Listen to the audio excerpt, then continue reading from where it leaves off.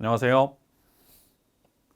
모두공인 로지컬 민법 장현명입니다. 자, 이번 시험 보신 분들 정말 수고 많이 하셨고 고생 많이 하셨고요. 그다음에 앞으로 준비하시는 분들 이제 해설 강의부터 차근차근 보면서 이 정도구나, 이렇게 어렵겠구나라고 생각을 좀 하시게 될 것 같아요. 아무래도 문제수도 많고 지문수도 많고 그러다 보니까 여러분들이 보셔야 되는 분량 자체는 굉장히 많아 보이기는 합니다. 그렇지만 그래도 좀 긴 시간 해설 강의보다는 최대한 좀 압축해서 말씀을 드리고 싶고요. 우리 모두공인에서 하는 것 자체가 그렇잖아요. 나올 것만 찝어서 최대한 압축적으로 양을 줄여가면서 공부하자라는 게 이 모두공인 강의의 최대 장점이기 때문에 여러분들한테 해설 강의에서도 굳이 제가 너무 깊이 있게 들어가지는 않을게요. 어차피 이 문제들 다 다음 연도 대비 과정에 기본 과정에 하나 들어가게 됩니다. 그렇게 해서 여러분들이 보셔야 되는 거고요. 이번 민법에서는 이거 A형 문제이기는 한데 A형 문제 기준으로 놓고 보면 뭐 다른 것도 비슷하긴 합니다만 앞부분에 나오는 민법 총칙 문제에서 조금 고난이도 문제들이 좀 등장을 했어요. 물권이 원래 어려워야 되는데 그거에 비해서는 예상했던 것보다는 물권은 조금 난이도가 좀 만만하게 나왔고, 채권 관련 부분에서는 거기서는 또 굉장히 좀 편안하게 풀 수 있도록 나왔었어요. 특별법 문제들에서 임대차 보호법 이런 데서 굉장히 우리 괴롭히는 문제가 등장을 했어가지고 거기서 좀 어려운 것들이 이렇게 포진되어 있었던 걸 제외하면 전반적인 난이도 자체는 예년에 나왔던 출제 문제들에 비해서 뭐 상당히 어렵다 뭐 그런 건 아니고요. 비슷비슷하게 유지가 되고 있다라고 좀 생각을 하실 수 있어요. 그러나 민법이라는 과목 자체가 우리 시험 과목들 중에 1차에서의 민법, 2차에서 공법 이렇게 난이도 자체가 굉장히 높은 과목으로 형성돼 있기 때문에 어쩔 수 없이 체감 난이도도 높을 수밖에 없고요. 또 첫 페이지에서 어려운 문제들을 보게 되면 그만큼 우리는 당황을 하게 됩니다. 자, 그런데 모두공인에서 여러분들한테 말씀을 드리는 건 항상 그렇잖아요. 안 나올 거 30%는 버리자라고 얘기를 하잖아요. 이번 시험을 놓고 봤을 때 한 10문제 내외의 문제가 버려도 될 만한 문제, 상에 해당하는 문제, 또는 우리의 뭐 핵기총이나 뭐 답치기 이런 걸 통틀어 가지고 별로 관심을 많이 가지지 않았던 문제, 이런 데서 등장을 하게 되었습니다. 그런 측면에서 봤을 때, 그 관점에서 봤을 때 이번 시험에서도 마찬가지예요. 앞으로 시험에서도 그렇지만 꾸준히 공부를 하고 충분한 양을 저희가 여러분들한테 말씀드리면서 이만큼 소화해 주세요라고 말씀드리는 그만큼을 소화하신 분들에게 있어서만큼은 합격은 가능한 그런 점수입니다. 뭐 90점대, 뭐 80점대 후반 이런 고득점이라는 건 어차피 어려운데 그 정도 되려면 여러분들 이제 강사급이 돼야죠, 그렇죠? 근데 60점대, 70점대 중반 정도 점수까지도 얼마든지 여러분들이 해결을 해낼 수 있는 그런 유형의 문제들이 등장을 했어요. 그리고 버리기로 한 문제라고 했을 때 여러분들이 답을 안 쓸 겁니까? 찍기라도 할 거 아니에요, 그렇죠? 찍기라도 하니까 그 중에서 한 2개 정도는 나올 수 있단 말이에요, 답이. 그렇게 생각을 하고 들어가시면 좀 더 마음 편하게 가실 수 있고요. 그렇게 충분한 양을, 필요한 양을 공부하신 분들의 입장에서는 내가 모르는 거, 내가 못 본 거 이런 거 안 봐도 되겠는데? 라고 생각하시면 돼요. 박스 문제는 어렵다. 박스 문제 아닌 건 쉽다. 긴 문제는 어렵다. 짧은 문제는 쉽다. 라는 논리가 통용되지 않습니다. 민법은 적어도 그런 논리가 통용되지 않습니다. 그냥 딱 읽었을 때 익숙한 문장들이 많으냐, 그렇지 않은 것들이 많으냐의 문제예요. 지문이 한 문제당 5개씩 나오잖아요. 이 5개 나오는데 그 중에서 1개 정도 몰랐다? 그렇게 해가지고 우리가 이거 모르는 거야 이렇게 생각하면 안 됩니다. 1개 정도는 모를 수 있어요. 이 3개씩 나오는 박스 문제에서 2개를 모른다? 그러면은 그거는 그냥 패스하면 됩니다. 또는 5개 지문 중에서 3개 정도 몰랐다? 그러면 그냥 패스하면 됩니다. 2개를 모르는데 나머지 3개 가지고서는 도저히 답이 안 나온다? 그래도 일단 패스하고 나중에 생각을 하시는 거예요. 알 수 있는 것, 차곡차곡 정립해야 되는 쉬운 문제들, 내가 자신 있는 문제들 먼저 푸는 거, 그게 우리 과목에서 해야 되는 가장 중요한 겁니다. 그렇게 하신 분들은 이번 시험에서 합격을 위한 점수는 대부분 적절하게 맞으셨을 것 같아요. 그렇게 제가 계속해서 지금 그리고 작년부터 유지해온 전략을 뭐 계속 유지하면서 공부를 하면, 그러면 여러분들 충분히 합격을 하셨을 거고, 또는 내년도에 합격하시는데 큰 문제 없을 거라고 저는 생각을 합니다. 본격적으로 해설을 좀 들어가겠습니다. 자, 1번 문제를 보면 1번 문제에서 우리가 별로 제가 그렇게 강조하지 않은 문제가 나왔어요. 그러니까 법률 행위, 법률 행위라고 하는 게 어떤 것들이 있냐면은 첫 번째 계약, 두 번째 단독행위, 세 번째 합동행위 이런 것들이 있다라고 했는데 이 중에서 상대방 있는 단독행위라는 것을 물어봤었어요. 그러면은 관계성이라는 게 필요한 거냐 아니면 혼자 하는 거냐라는 걸 했는데 자 보세요. 공유 지분을 포기하는 것은 다른 공유자한테 지분 넘기는 거죠. 그렇죠? 무권 대리 행위의 추인이라는 것은 무권 대리인 또는 상대방에게 대해서 내가 의사표시하는 거죠. 상계 의사표시, 상계를 본격적으로 공부를 안 했으니까 어려운 거예요. 상계 의사표시 이거는 우리가 잘은 모르지만 그래도 서로 간에 서로 줄 돈이 있을 때 그것을 서로 일정 같은 범위 내에서 빼고 차액만 주자라는 거니까 서로가 있는 거예요. 취득 시효 이익이라는 것은 취득 시효를 달성을 하면 기간을 채우게 되고 그리고 등기 청구를 할 수 있는데 그럼 뭐예요? 원래 등기 명의자, 원래 상대방, 원래 소유자와의 관계에서 등장을 하는 거죠. 포기도 마찬가지인데 근데 재단법인 설립 행위는 원래 뭐예요? 무에서 유를, 즉 설립이라는 건 뭐예요? 없던 법인을 만들어내는 거죠. 그렇죠? 무에서 유를 만들어내는 그런 행위이기 때문에 이때는 애초에 뭐가 없어요. 그렇죠? 설립을 할 때 이게 상대방이 있지가 않습니다. 그래서 정답이 5번인 건데 이 문제는 우리 회기총에서 등장하지 않고요. 저도 강조하지 않았던 문제예요. 그래서 이거 제껴도 되는 문제였습니다. 사실은. 네. 저는 이런 분류, 단순히 이렇게 뭐 단독 행위냐 아니냐 이런 것들을 하는 거 별로 그렇게 의미 있다고 보지 않거든요. 특히나 우리 법 자체가 어떻게 되냐면 채권에서도 계약법만 다루고 있단 말이에요. 계약은 원래 단독 행위도 아니에요. 그냥 계약, 단독 행위, 합동 행위 셋 중에 하나로 등장을 한 건데 단독 행위가 나와버려 갖고 여러분들이 좀 당황했을 것 같긴 해요. 저는 별로 그렇게 크게 의미를 두지 않습니다. 자, 2번 문제에서부터 나오는데 2번 시험 특징이 뭐냐면 이렇게 사례형 문제가 앞에서부터 이렇게 그냥 빵빵빵빵 터지기 시작했단 말이에요. 사례형 문제가 조금 더 늘어났다는 특징도 마찬가지로 있습니다. 앞으로도 사례형 문제는 좀 더 많아질 거라고 여러분들이 전제하고 예상을 하고 접근을 해주시는 게 좋을 것 같아요. 그래서 항상 사례를 풀어야 되는데 사례를 푸는 데 있어서 기본은 뭐냐면 조문입니다. 즉 조문을 내가 응용해낼 수 있는 능력이 된다 그러면은 마찬가지로 사례 문제를 풀 수 있는 거예요. 초등학교 때부터 일정한 공식, 일정한 산수 수학 공식을 공부를 하고 그 다음에 응용하는 문제가 났잖아요. 그죠? 영희는 뭐 집에서 출발하여 뭐 얼마를 들고 가가지고 뭐 이런 식으로 나오잖아요. 그거 다 뭐예요? 덧셈, 뺄셈, 곱셈, 나눗셈을 알고 있으면 응용할 수 있는 문제부터 시작해서 점점 대입하는 문제가 나오는 거거든요. 사례형 문제 마찬가지입니다. 자, 갑은 X 토지를 매도하기 위해서 을에게 대리권 수여하였고 을은 병을 복대리인으로 자 복대리 문제네요. 그러니까 갑이라는 사람이 있고 을이 있고 그 다음에 병이라는 사람이 있는데 병은 갑을 대리하여 X 토지를 매도했습니다. 자 볼게요. 병은 여기 옳은 것은이에요. 또 옳은 것은 또 어려운 문제긴 한데 그래도 풀 수 있어요. 갑의 대리인이죠. 그렇죠? 동시에 을의 대리인이 있을 수는 없어요. 그렇죠? 병은 어쨌든 간에 갑의 이름으로, 그렇죠? 갑을 위하여 있는 거죠. 그렇죠? 을이 선임한 갑의 대리인이다라는 개념 봤습니다. 매매계약 성질상 을에 의한 처리가 필요하지 않다면 반드시 을이 해야 되는 게 아니라면 특별한 사정이 없는 한 묵시적 승낙. 우리 묵시적 승낙이라는 제도가 있긴 있는데 조금 어려운 질문이기는 해요. 그런데 복대리에 대해서 제가 설명을 드릴 때 특별한 사정이 없으면 특히 반드시 그 사람에 의해서 해야 되는 게 아니라 그러면 복대리 선임 가능성을 좀 넓혀놨다라고 보시는 거고요. 3번 보시면 간단합니다. 을이 갑의 승낙을 얻어서 병을 선임을 했다. 복대리인을 선임을 했을 때 원칙적으로 뭐예요? 선임 감독의 책임이 이게 원칙이죠. 그렇죠? 승낙은요. 승낙은 반드시 필요한 요건이죠. 책임이 줄어드는 건 뭐예요? 을이 복대리인을 선임하는데 책임이 줄어드는 건 갑 입장에서 지정했을 때. 예로 해. 지정했을 때 얘기죠. 4번 병을 적법하게 선임한 후 X토지 매매계약 전에 갑이 사망을 했어요. 본인이 사망하면 원칙적으로 대리권 소멸해야 되죠. 그렇죠? 갑이 사망했어요. 그럼 X토지는 어떻게 돼요? 갑의 상속인이 상속받겠죠.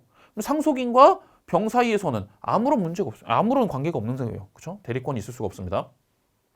만일 대리권 소멸된 을이 병을 선임하였다. 그러면 대리권 소멸 후에 법률행위니까 거기에 대해서는 소멸 후에 대리행위 129조가 적용이 될 가능성이 생기죠. 여지가 없는 경우가 그렇게 많지 않아요.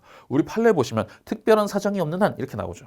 특별한 사정이 뭔데? 법원에 물어보면요. 법관들은 그런 것까지는 지금 내가 생각할 게 아닌데 혹시라도 생길 수 있으니까 특별한 사정이 없는 한 원칙적으로 이렇다라고 얘기를 그렇게 판시를 많이 합니다. 뭐예요? 적용 여지가 없다라고 얘기할 수 있는 거는 객관식 문제에서 어지간해서 문제 만들기 쉽지 않아요. 예. 확신이 있어야 되는 문제인데 그렇게 확신 내오기 쉽지 않습니다. 이 43번 문제가 우리 좀 괴롭히는 문제였는데 이게 여러분들 어렵지 않아요, 사실은. 행위 능력자 을은 뭐 해가지고 민법을 미리 공부를 했었던 사람들 입장에서 행위 능력의 개념을 아실 수 있는데 여기 중요한 거 아니에요. 행위 능력자 이런 거 중요하지 않고 능력이 있으니까 뭐 했다 그러면 되는 거겠죠, 그렇죠? 대리권 없이 을을 대리하여 대리권 없이 무권 대리네요. 을이 갑을 대리했습니다. 갑이 본인, 을이 대리인. 갑이 보유했던 매수인의 지위를 병에게 양도했기로 했습니다. 그리고 병은 을에게 계약금을 지급했죠. 대리하여니까 대리 행위를 한 거예요. 그래서 병이라는 사람과 대리 행위를 했는데 표현 대리는 성립하지 않는데요. 그게 뭐예요? 이거는 근본적으로 무권 대리잖아요, 그렇죠? 무권 대리.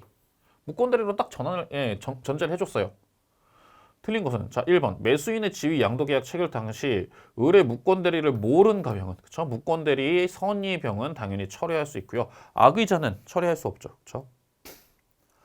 병이 계약을 유효하게 철회하면 무권 대리는 확정적 무효, 그렇죠? 없었던 게 되는 거죠, 그렇죠? 병이 계약을 유효하게 철회하면 병은 갑을 상대로 계약금 상당의 부당이득 반환을 청구할 수 있느냐? 지금 여기서 계약금은 갑한테 지급된 게 있어요, 없어요? 을에게 지급했잖아요, 그렇죠?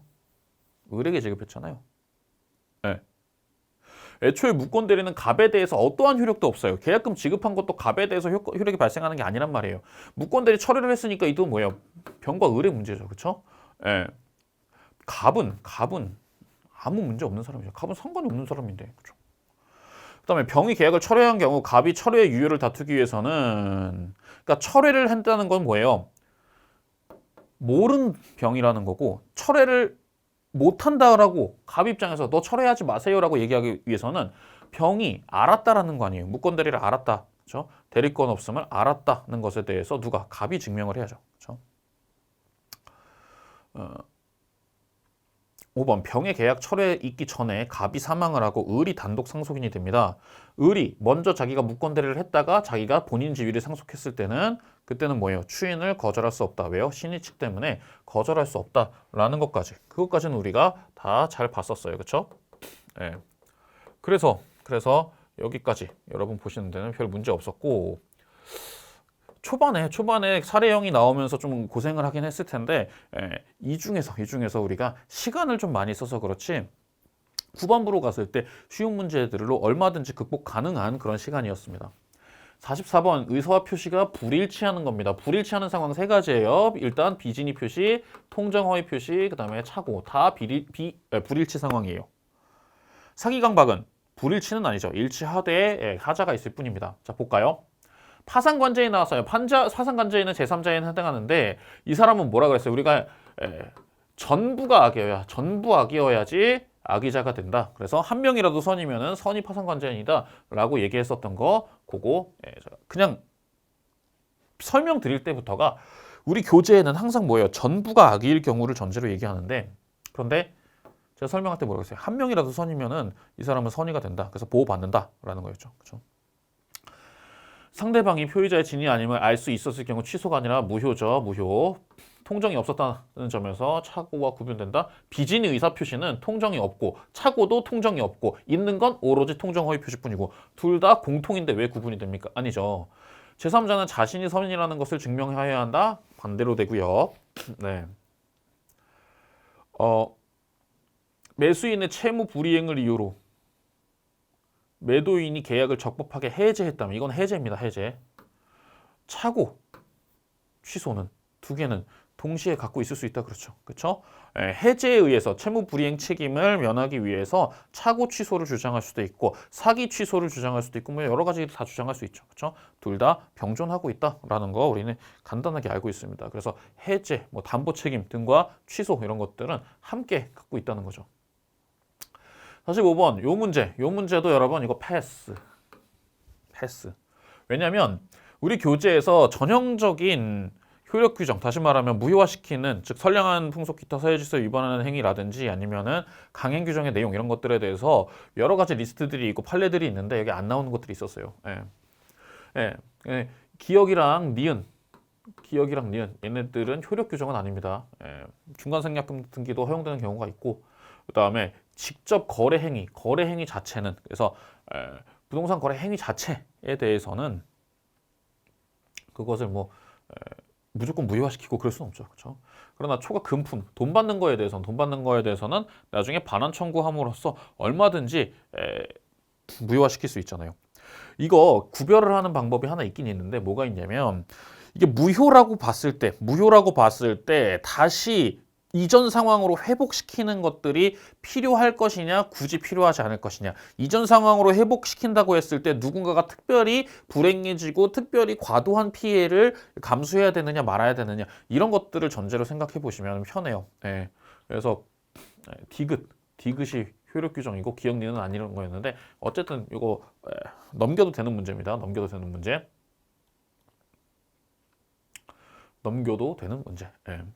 46번 부동산 이중매매에 관한 설명인데, 이중매매 잘 아시죠? 그쵸? 자, 반사회적 법률행위에 해당하는 제2매매계약, 이건 뭐예요? 적극가담. 제2매수인으로부터 그 부동산을 매수하여 등기한 선의의 제3자는 유효주장 못해요. 왜요? 반사회적 법률행위 103조 위반은 뭐예요? 절대적, 확정적 무효이기 때문에 선의 제3자에 대해서 보호를 해주지도 않고요. 그럴 뿐더러 마찬가지로 103조 규정에 보면 선의 제3자 보호 규정이 없습니다. 보호 규정이 없으니까 당연히 틀려요. 그렇죠? 절대적 무효라는 거와 상대적 무효에서 차이가, 대표적인 게 뭐라고 했어요? 선의 제3자 보호가 되느냐 안 되느냐라고 그랬죠. 그렇죠? 제2매수인이 이중매매 사실을 알았다는 사정만으로는 안 되고 적극 가담이 필요하고요. 이중매매가 있었을 때는 먼저 등기를 해버리면 취득하는 게 맞아요. 그렇죠? 특별한 사정이 없는 한. 그렇죠? 설사 등기를 했다 하더라도 적극 가담한 제2매수인이 뺏기게 될 가능성은 있지만, 그렇지 않다 그러면 단순 이중매매에서는 등기 먼저 하면 이기는 겁니다. 반사회적 법률행위에 해당할 때 제1매수인은 2매수인에 대해서 직접 말소 청구할 수 있는 권리는 없어요. 왜냐하면 1매수인과 2매수인은 자기들끼리는 관계가 없단 말이에요. 기껏해야 2매수인이 적극 가담했기 때문에 1매수인에 대해서 불법행위 손해배상 책임은 질 수 있는데, 그냥 계약상의 문제는 아니고요. 말소는 어떻게 해야 되냐면, 매도인을 대위해서 제1매수인이 매도인 대위해서 2매수인 거 말소시키고, 그 다음에 1매수인 본인이 매도인에게 계약상 이전 등기 청구권 받아내는 그 방식을 해야 되겠죠. 그 다음에 이중 임대차 계약에서도 적용될 수 있다. 이중매매 법리, 적극 가담 법리는 여러 군데에 같이 공통 적용이 됩니다. 47번 취소. 이거는 철저하게 조문 문제입니다. 조문에 딱 들어가는 문제입니다. 추인할 수 있는 날로부터 3년, 한 날로부터 10년. 제척기간 규정 알아야 되고요. 법정 추인이 되기 위해서는 그냥 추인할 수 있기만 하면 되는 거죠. 그렇죠? 취소 사유가 종료했을 때 뭐 그렇게만 되는 거지, 취소권의 존재까지? 이건 뭐예요? 이거는 뭐예요? 법률 지식이잖아요. 그렇죠? 법률 지식이 없으면 법정 추인이 안 된다라고 볼 수는 없죠. 그렇죠? 법률 지식의 문제가 아니라, 취소권의 존재가 아니라 추인할 수 있는, 즉 취소의 어떤 원인이 제거되면, 종료되면 그러면 할 수 있는 거죠. 2번이 틀렸고요. 그 다음에 취소는 처음부터 무효인 것으로, 즉 소급효 인정되고, 이것은 형성권, 혼자서 취소권 해버리면 바로 효과가 발생하는 거고요. 그 다음에 상대방이 확정된 경우에는 그 상대방에 대한 의사표시를 한다. 이것도 그대로 다 조문에 있는 해당 문제였습니다. 조문이니까 여러분들 그냥 조문대로 보시는 거예요.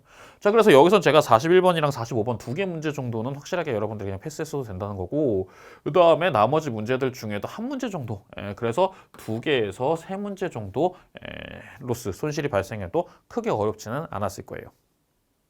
이어서 48번 표현 대리 문제. 대리 문제 참 많이 나왔어요. 그죠? 보겠습니다. 본인이 타인한테, 즉 A라는 사람과 B라는 사람이 있고, 즉 A가 B한테 수여를 하진 않았지만 통보를 합니다. 누구에게? 상대방 C에게 통보를 합니다. 그 타인 B가 통보받은 상대방 C 외자 D라는 사람, 엉뚱한 D라는 사람한테 가가지고 거래를 했단 말이에요.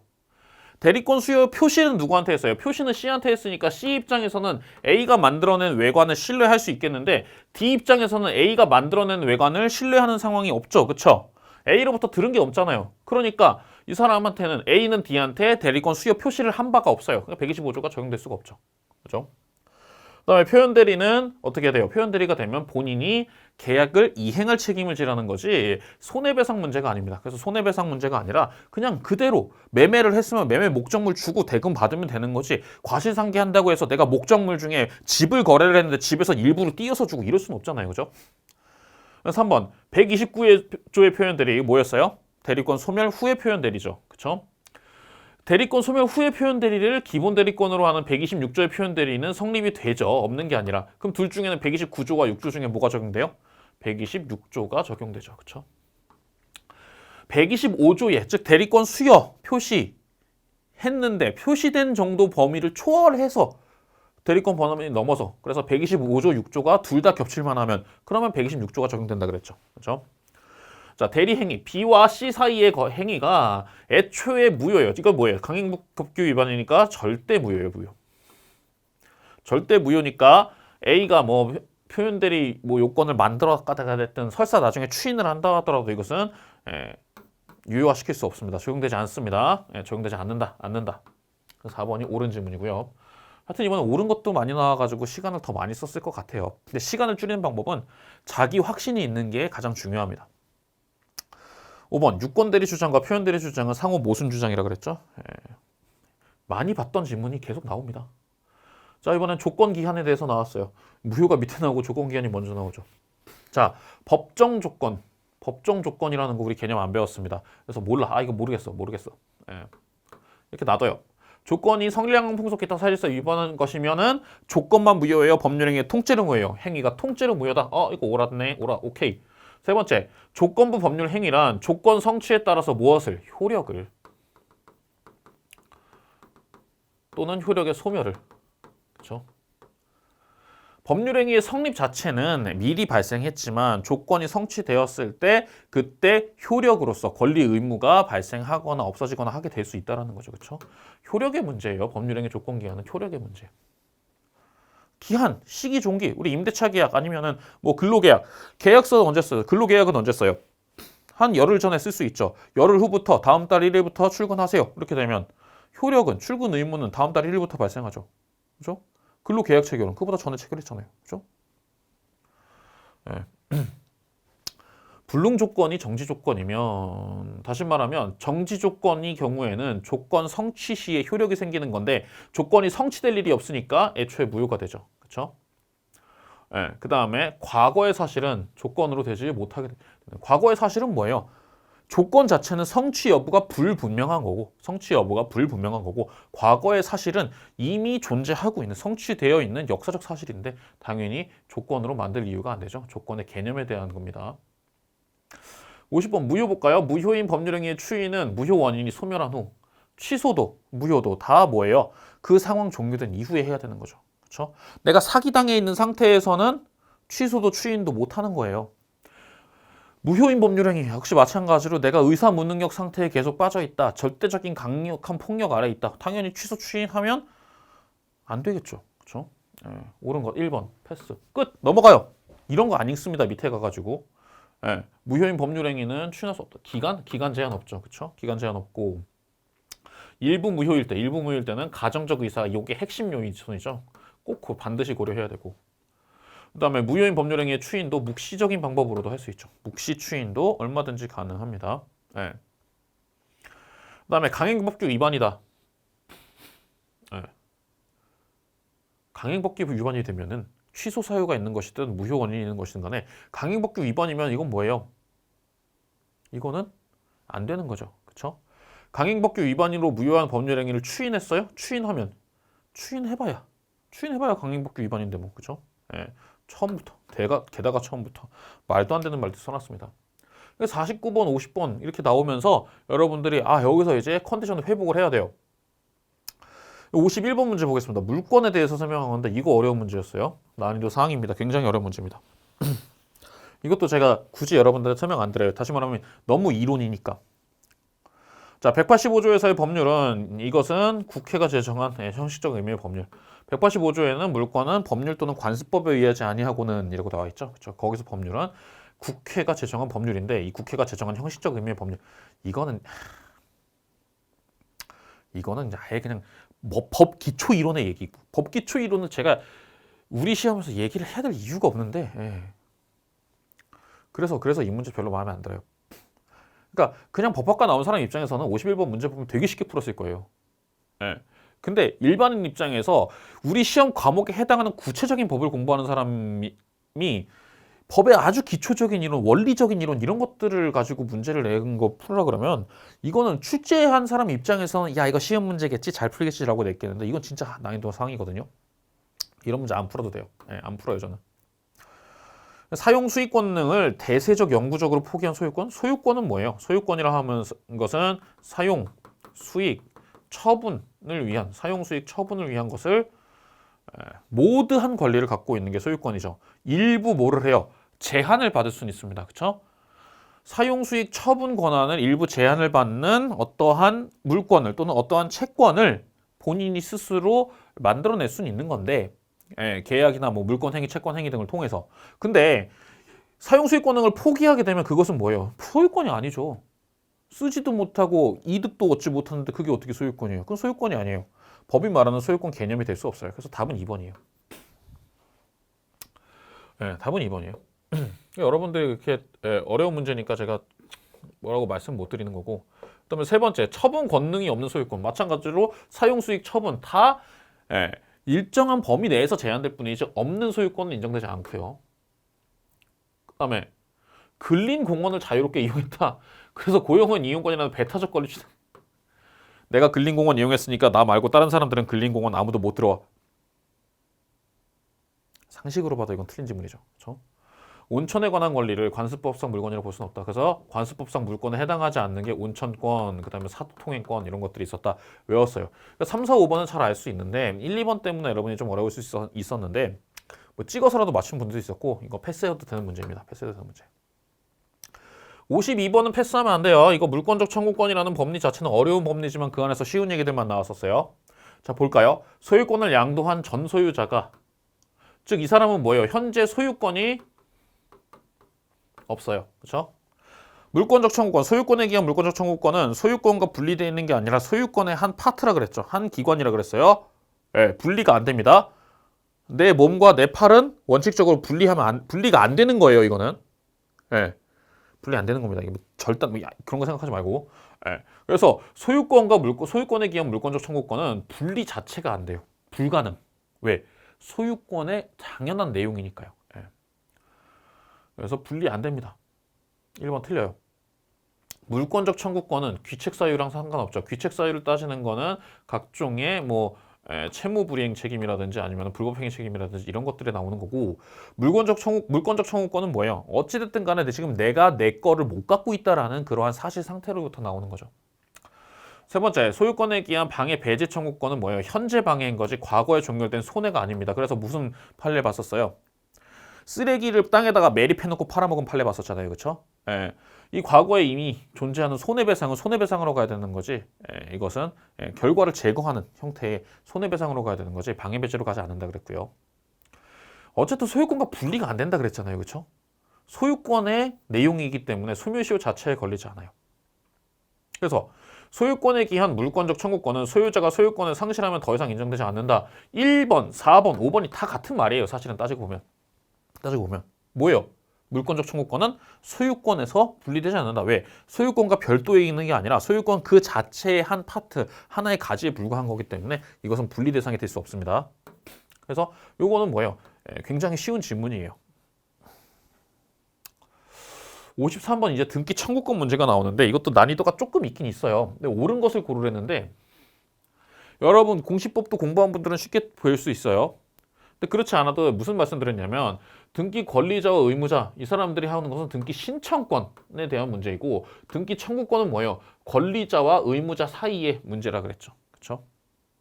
등기 권리자와 의무자, 특히나 등기 청구권을 주로 등기 권리자가 등기 의무자를 상대로, 즉 매수인이 매도인을 상대로 해서 가지고 있는 민법상, 즉 사법상 권리죠. 사법상 권리. 그러니까 기억 땡땡땡 니은 매수인이 인도받아 사용 수익하고 있다. 인도받았으니까 현재 점유 중이죠. 그리고 사용 수익까지 하고 있어요. 이 사람은 뭐예요? 권리 위에 누워서 잠을 자고 있지 않아요. 권리를 계속해서 이용해 먹고 있는 거예요. 그러니까 이 사람은 시효로 소멸하지 않는다. 소멸하지 않는다. 니은 옳은 지문. 니은 옳은 지문. 좋아요. 취득 시효 완성으로 인한 소유권 이전 등기 청구권은 시효 완성 당시에 등기 명인이 동의를 하면 양도할 수 있을까요? 시효 완성으로 인한 소유권 이전 등기 청구권은 이것은 양도 대상으로 되는 게 아니죠. 그렇죠? 이건 채권 양도로 들어가는 게 아니라. 그렇죠? 네. 만약에 양도했으면 어떻게 하라 그래요? 직접 하는 게 아니라 어떻게 해요? 대위에서 하라 그러죠. 대위에서. 그렇죠? 네. 이게 좀 어려운 지문입니다. 어려운 지문이라서 이것도 상당히 난이도가 중 내지 중상이라고 저는 볼 수 있는 중상이라고 볼 수 있는 부분인데 그래서 이것도 여러분들한테 좀 애매모호할 수 있는 부분이기는 해요. 명확한 상이라는 개념은 아니고요. 오히려 확실한 상은요. 54번 문제예요. 54번 문제예요. 청구권 보존을 위한 가등기 설명입니다. 가등기된 소유권 이전 청구권은 가등기에 대한 부기등기 방법으로 타인에게 부기등기 있었고 그 다음에 정지조건부 청구권 나중에 추후에 청구권이 생길 수 있다는 거 효력이 발생할 수 있다는 거 가등기 허용된다. 이거 어려운 부분인데 이거 모르겠는데 해도 괜찮아요. 자, 가등기에 기한 본등기 절차에 의하지 않고 별도의 본등기를 경유받았다 하더라도 즉 예를 들어서 요 시점에 가등기 있고 요 시점에 본등기가 있는데 얘랑 얘랑은 서로 다른 본등기예요. 근데 그 사이에 여기에 제3자가 뭔가를 찔러놨어요. 그러면 본등기 해놓고 보니까 제3자가 있네? 이걸 가지고 뭉개기 위해서 어떻게 해요? 가등기에 기한 본등기 청구권을 행사할 수 있다는 거죠. 그렇죠? 이 가등기는 아직 살아있는 가등기입니다. 그래서 절차 이행을 구할 수 있습니다. 3번이 정답이에요. 네. 자, 가등기 본등기에 대해서는 설사 중간에 다른 원인으로 본등기 이행을 했다 하더라도 그럼에도 불구하고 가등기권자가 살아있는 가등기를 이용해서 자기 앞에 걸려있는 이 제3자의 권리보다 자기가 더 우선순위를 차지할 수 있는 가능성에 대해서 인정된다고 했고 어차피 이 제3자, 중간 처분되어 있는 제3자 입장에서는 어때요? 이미 가등기 돼 있는 거 알고 들어왔으니까 이 사람한테는 손해도 없다는 얘기예요. 가등기는 물권적 청구권을 보존하기 위해서 할 수는 없다. 물권적 청구권은 물권 자체에 대해서 그대로 행사를 해야 되겠죠. 그렇죠? 가등기는 그러니까 소유권 이전 등기 청구권 이런 거를 위해서 해야 되는 거고요. 소유권 이전 청구권을 보존하기 위한 가등기 이전 청구권을 보존하기 위한 가등기 여기에 기한 본등기를 청구하는 경우 가등기 후소유자가 변경되더라도 원칙적으로 청구의 상대방은 가등기 당시의 등기 명의인이 청구의 상대방입니다. 왜요? 가등기에 기한 거기 때문에 요때부터 요때까지 소유권자가 있었고 요때부터 다른 사람이다 하더라도 가등기 시의 걸로 적용을 해야 된다 그랬잖아요. 근데 이거는 매우 난이도 높은 판례들이 등장했습니다. 그래서 여기에서는 한 문제 내지 두 문제, 53번, 54번 두 문제, 크게는 두 문제, 아니면 54번 한 문제, 이렇게 하나 내지 두 문제를 버릴 수 있었어요. 그래서 첫 페이지, 두 페이지 합치게 되면은 적게는 두 문제, 많게는 5문제 사이에서 좀 왔다 갔다 합니다. 네. 적게는 두 문제, 많게는 5문제. 그러면 벌써 이만큼 많이 날라갔어요. 3페이지 더 남았는데 3페이지에서 5문제 곱하기 3 해갖고 15문제 틀려버리면 15문제 틀려버리면 어떻게 돼요? 15문제 틀려버리면 25문제 맞죠? 그렇죠? 25문제 맞춰버리면 어떻게 돼요? 60점 넘죠? 그렇죠? 그래도 됩니다. 그렇죠? 예. 그래서 두 번째 페이지까지 제가 해설을 해드렸습니다. 예. 제가 이렇게 난이도 상이라고 하는 것들은 여러분들이 여기에 대해서 깊이 공부하실 필요 없어요. 나중에 제가 핵기총 문제 이거를 다시 강의를 할 때, 핵기총 강의를 할 때 문제를 드리고 자 이런 질문은 이러한 판례는 그냥 그대로 여러분들이 새롭게 이 지식을 추가하세요, 첨가하세요 라고 했을 때 첨가할 수 있는 거고요. 또 이 중에서도 일부는 제가 뭐 굳이 말씀드리지 않을 만한 그런 것들도 있긴 있습니다. 네. 어쨌든 이번 시험을 준비한 분들 입장에서 저는 말씀드리는 거고요. 이번 시험 준비한 분들 입장에서 못 보던 거, 처음 보는 거, 난해한 거, 뭐 생소한 거 이런 것들 빼고 지금 말씀을 드리고 있는 거예요. 네. 이어서 공유 문제 보겠습니다. 갑을병은 X토지를 각 2분의 1, 4분의 1, 4분의 1로 공유하고 있습니다. 다시 좀 써볼까요? 갑이 2분의 1, 을이 4분의 1, 병이 4분의 1. 자, 이 상황이라고 하면 근본적으로 이들 중에서 혼자서 과반을 차지하고 있는 사람은 없어요. 그쵸? 자, 공유에서 혼자 과반이 없습니다. 그리고 구분 소유적 공유 관계가 아니니까 전체에 대해서 지분으로 갖고 있는 거예요. 자, 1번. 을이 X 토지에 대한 자신의 지분을 포기하게 되면 그러면 을의 지분은 갑, 병에게 균등한 비율로 귀속이 되느냐? 어떻게 귀속이 돼요?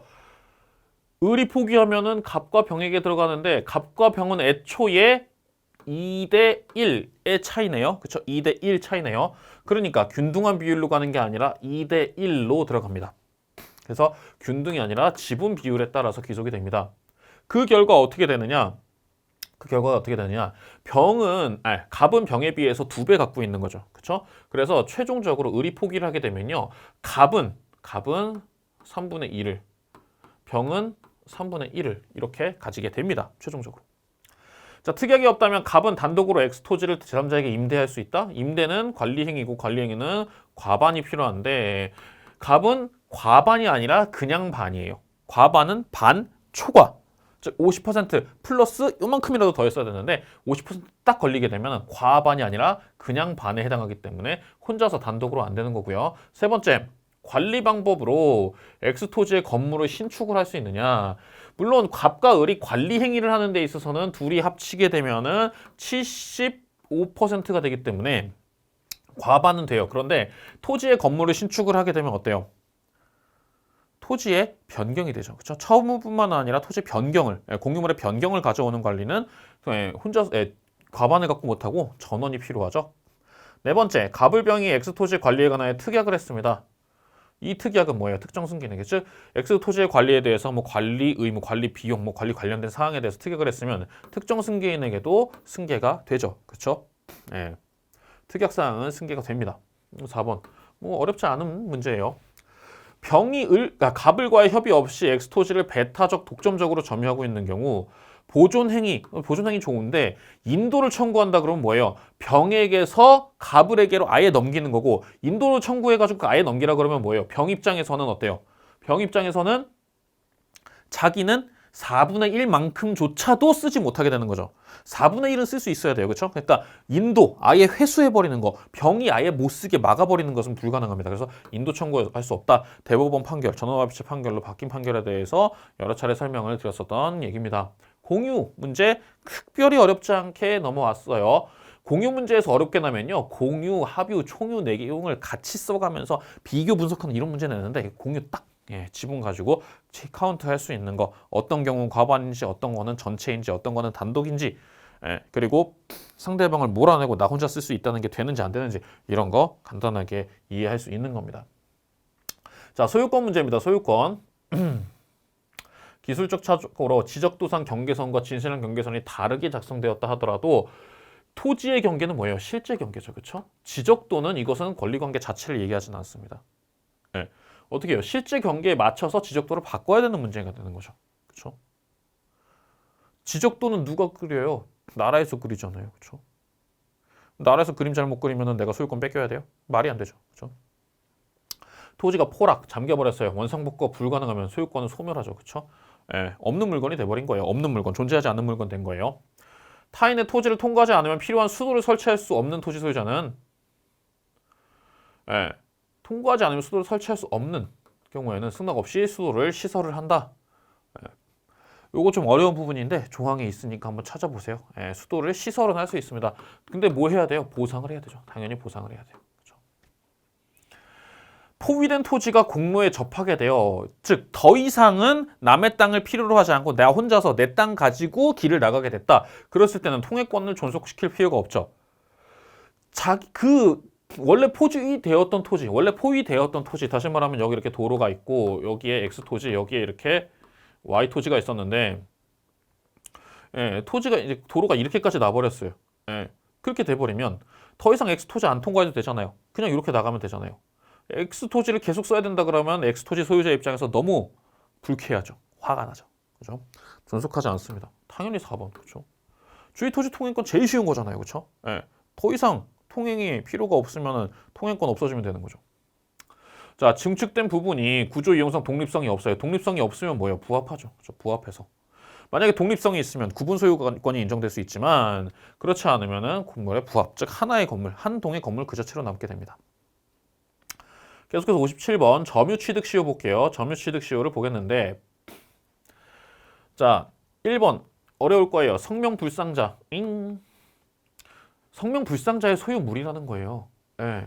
즉 성명불상 누구 건지 모르겠지만 하여튼 주인은 있는 거예요. 주인은 있는 거니까 이것도 시효 취득은 인정할 수 있습니다. 예. 주인은 있긴 있어요. 성명불상 몰라서 그렇지 주인은 있어요. 예. 국유재산. 국유재산의 경우에서는 일반 재산 또는 잡종재산이라고 표현하는 거. 이게 시효 취득의 대상이 되죠. 그렇죠? 3번. 점유자가 자주점유의 권원. 그러니까 왜 자주점유인 것인가? 매매를 주장했거나 뭐 증여를 주장했거나 그랬다는 얘기예요. 이것이 인정되지 않았다 하더라도 추정이 번복되는 건 아니에요. 자, 자주점유, 즉 소유의 의사로 하는 것은 뭐예요? 점유의 추정력이 미치죠. 점유자는 소유의 의사로 평공연하게 점유한 걸로 추정이 되기 때문에 소유의 의사가 없다라는 거. 다시 말하면 자주점유가 아니라고 증명하고 싶은 상대방이 왜 아닌지에 대해서 확실하게 입증을 해줘야 되는 거지. 그냥 나는 이런 이유로 자주점유인데요? 라고 얘기하는 것만 가지고서는 추정을 깨지 않습니다. 약간 난이도 있긴 한데 우리가 공부했었던 내용이에요. 4번 점유 승계가 있는 경우 시효 이익을 받으려는 자는 점유의 승계가 있을 경우에는 자기의 점유로만 주장할 수도 있고 전 점유자의 점유도 주장을 할 수 있죠. 그러나 전 점유자에게 인정됐던 점유를 승계하기 위해서는 전 점유자의 하자도 승계를 할 수 있는 겁니다. 그렇죠? 하자를 승계하게 되는 거고 어쨌든 간에 승계가 있다라고 했을 때는 선택을 할 수 있어요.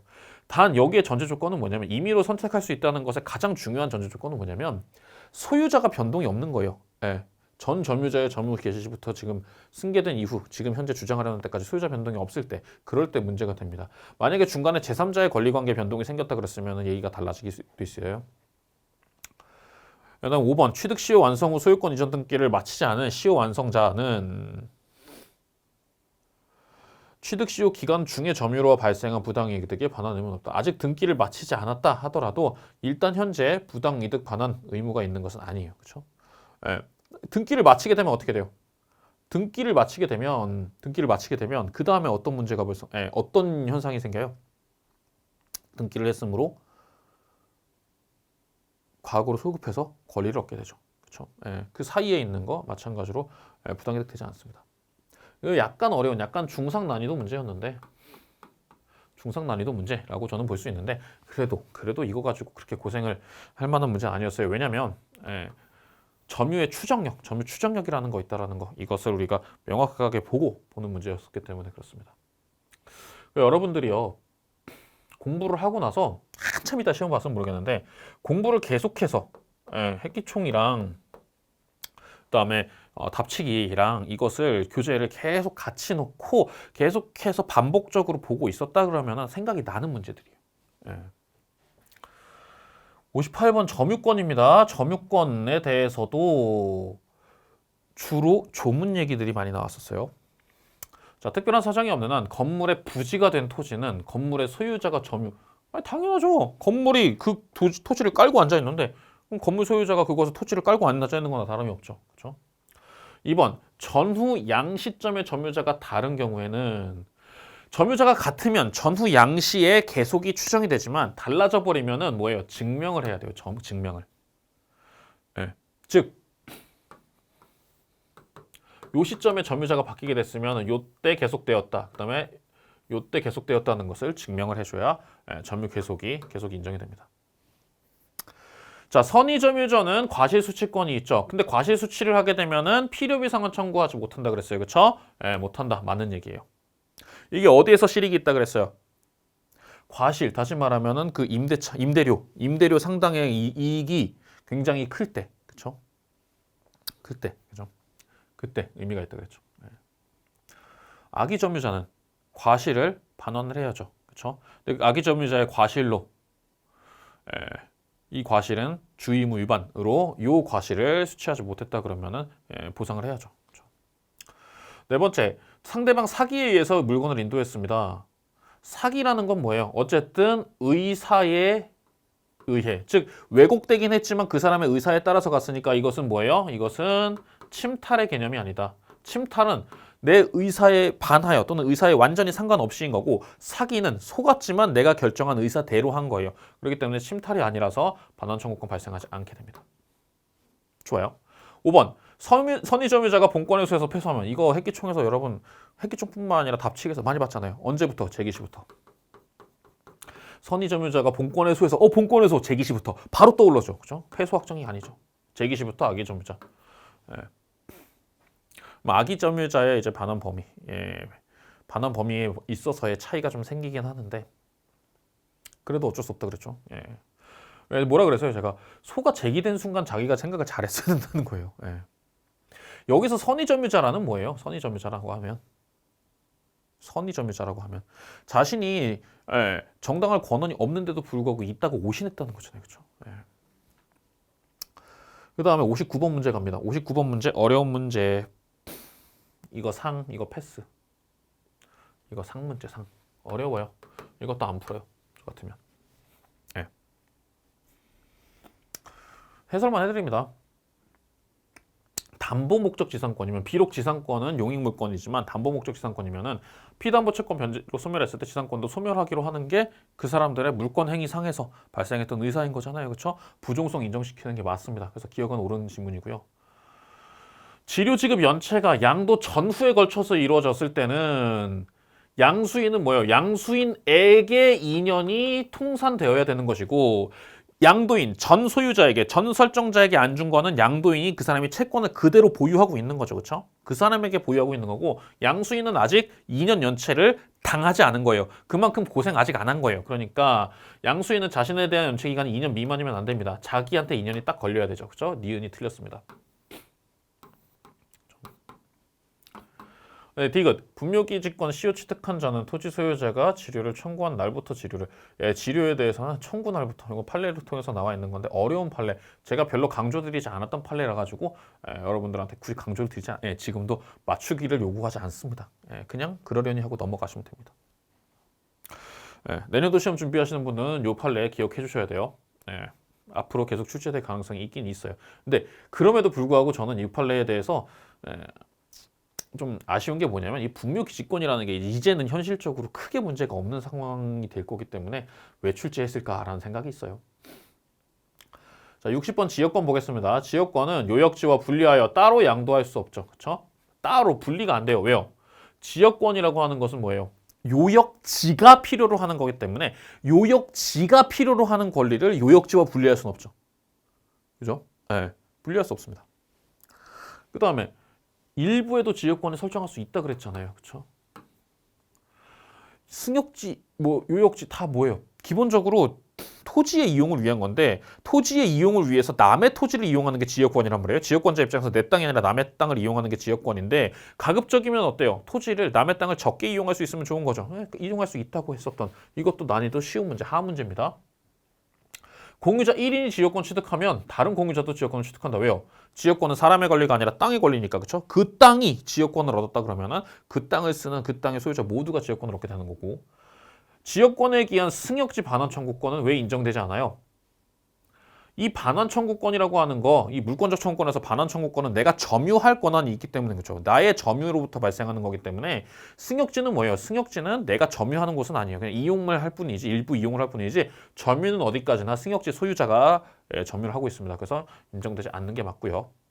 그 다음에 시효 취득도 가능하죠. 그래서 계속 표현 지역권이 대상이 될 수 있다.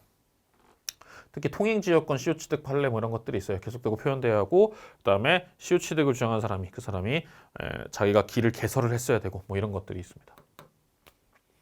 쉬운 문제예요. 일부에도 지역권 설정할 수 있고 그다음에 한 동의 건물 일부에도 전세권 설정할 수 있었죠. 그렇죠? 한 동의 건물 일부에 전세권 설정하면 어떻게 돼요?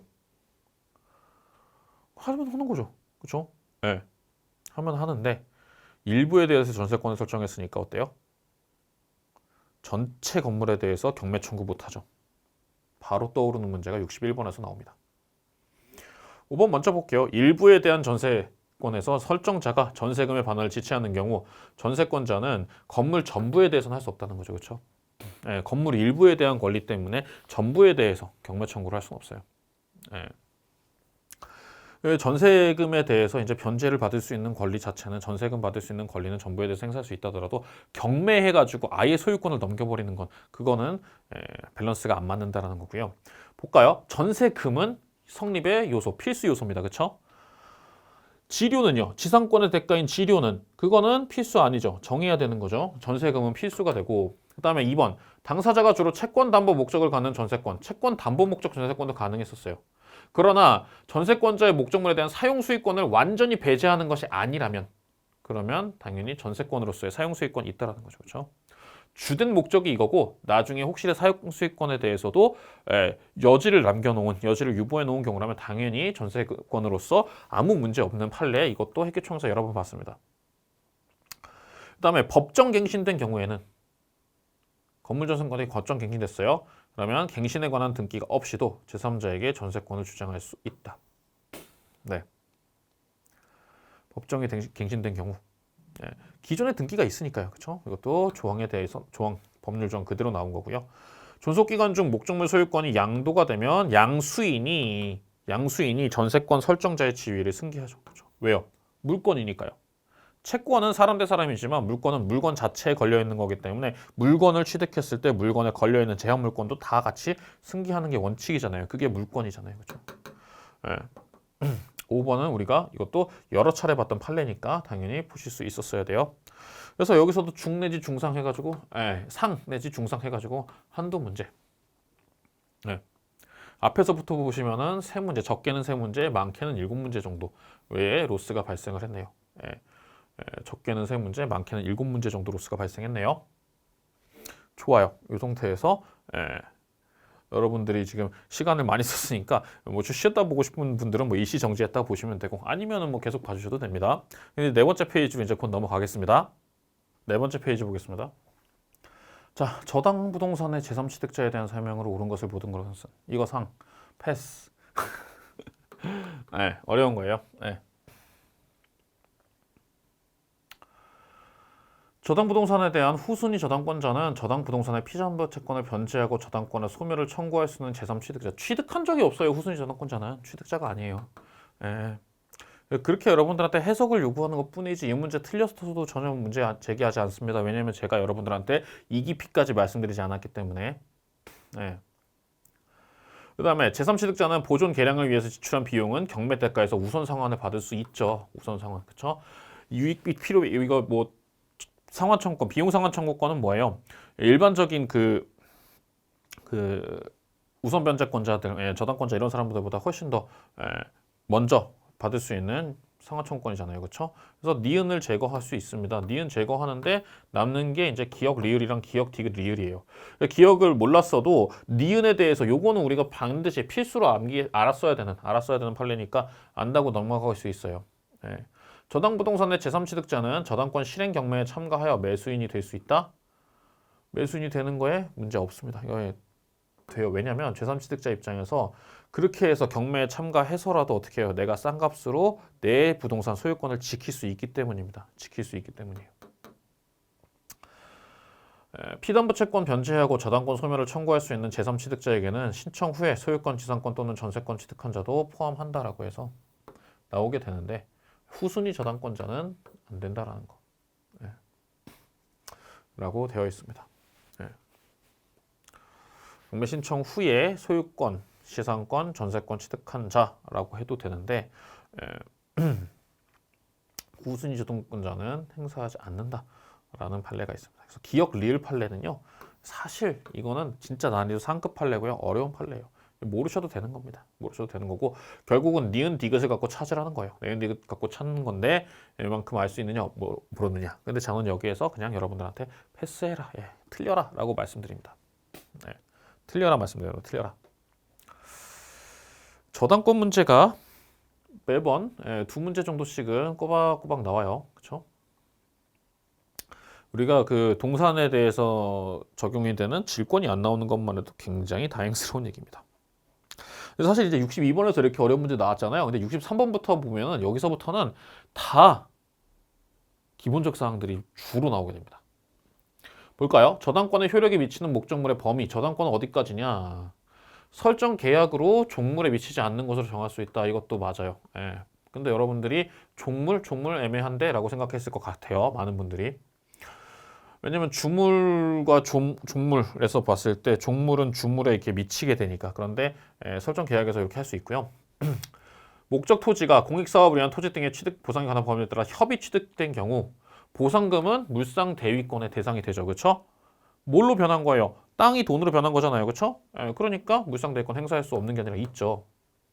3번. 건물 소유 목적으로 토지 임차한 자가 건물의 저당권을 설정했을 때는 토지 임차권에도 그쵸? 토지를 임차한 상태에서 건물을 올린 거잖아요. 그쵸? 그러니까 이 사람은 토지 임차권과 건물 소유권은 불가분의 권리예요. 건물 임차권이 없으면 토지를 못 세워요. 그쵸? 네. 건물만 제3자에게 경락이 됐을 때 그럼 뭐예요? 땅 주인이 어떻게 하면 돼요? 철거 청구할 수 있게 해버리면 안 되잖아요. 그렇죠? 그러니까 임차권에도 저당권 효력을 미치는 걸로 해놓고 있고요. 그 다음에 요거 여러분들한테 제가 몇 판에도 강조 한번 드렸는데 금전에 대해서 이미 제3자가 압류를 했다. 이때는 물상 대위권 행사할 수 있습니다. 왜요? 제3자 압류, 제3자가 압류했든 다 본인이 압류했든 어때요?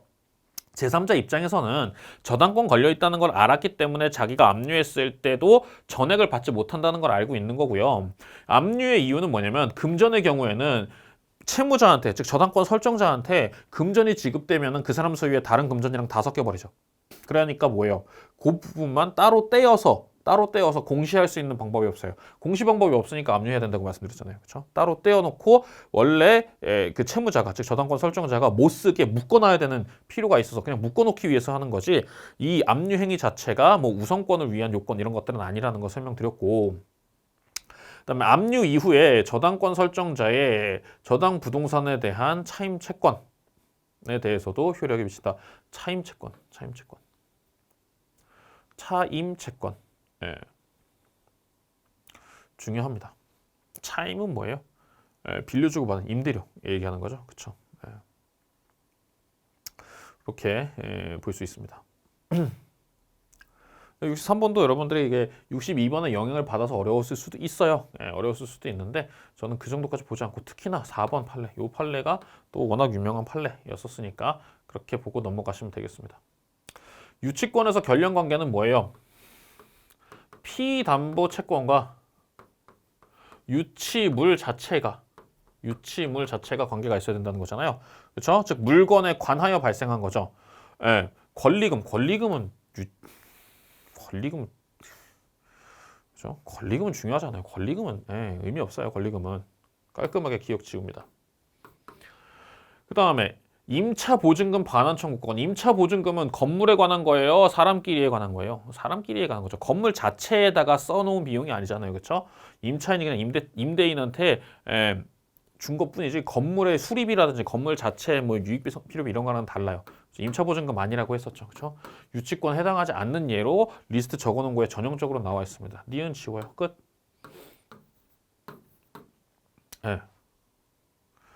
가축이 타인의 농작물을 먹어 발생한 손해에 관한 배상 청구권의 기해, 그 타인이 가축에 대한 유치권을 주장하는 경우. 좀 특이한 얘기인데 어려웠기는 한데 어쨌든 기억 니은이 안 된다는 게 명확하죠. 이건 처음 보는 거긴 하지만 여러분들 처음 보는 부분이긴 하지만 그래도 기억 니은을 통해서 답을 찾는데 어려움이 없어야 됩니다. 웃기는 얘기예요. 굉장히 웃긴 얘기예요.